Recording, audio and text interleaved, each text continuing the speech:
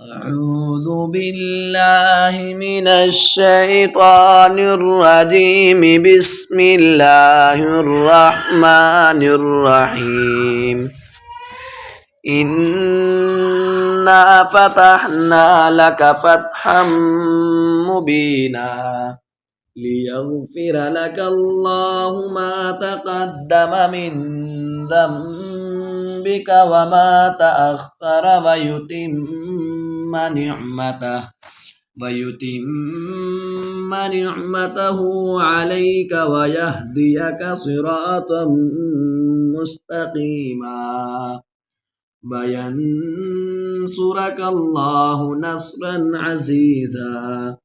هو الذي أنزل السكينة في قلوب المؤمنين ليزدادوا إيمانا مع إيمانهم ولله جنود السماوات والأرض وكان الله عليما حكيما.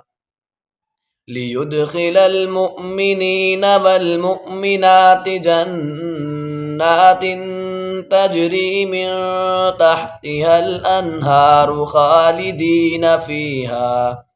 خالدين فيها ويكفر عنهم سيئاتهم وكان ذلك عند الله فوزا عظيما. ويعذب المنافقين والمنافقات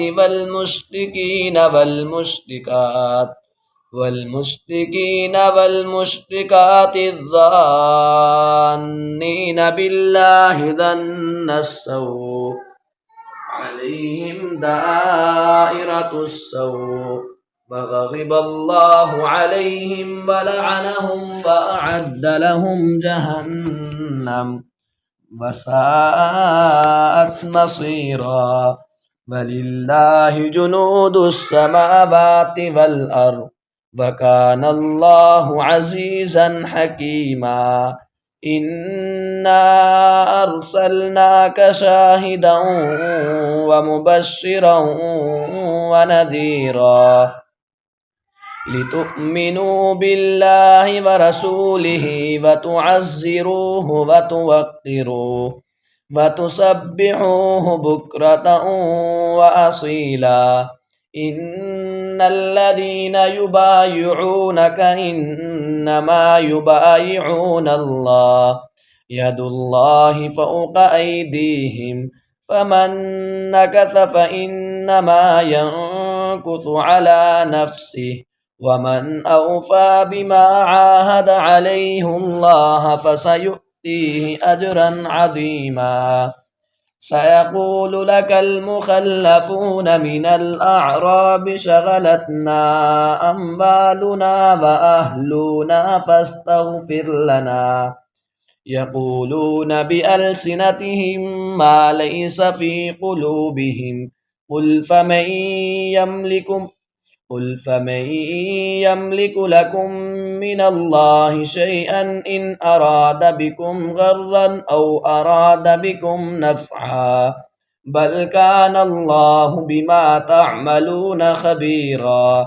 بل ظننتم أن لن ينقلب الرسول والمؤمنون إلى أهلهم أبدا وزين ذلك في قلوبكم وظننتم ظن السوء وكنتم قوما بورا. ومن لم يؤمن بالله ورسوله فإنا أعتدنا للكافرين عسيرا. ومن لم يؤمن بالله ورسوله فإنا أعتدنا للكافرين سعيرا. ولله ملك السماوات والأرض يغفر لمن يشاء ويعذب من يشاء وكان الله غفورا رحيما. سيقول المخلفون إذا انطلقتم إلى مغانم لتأخذوها ذرونا نتبعكم يريدون أن يبدلوا كلام الله قل لن تتبعونا كذلكم قال الله من قبل فسيقولون بل تحسدوننا بل كانوا لا يفقهون إلا قليلا قل للمخلفين من الأعراب ستدعون إلى قوم أولي بأس شديد تقاتلونهم أو يسلمون فإن تطيعوا يؤتكم الله أجرا حسنا وإن تتولوا كما توليتم من قبل يعذبكم عذابا أليما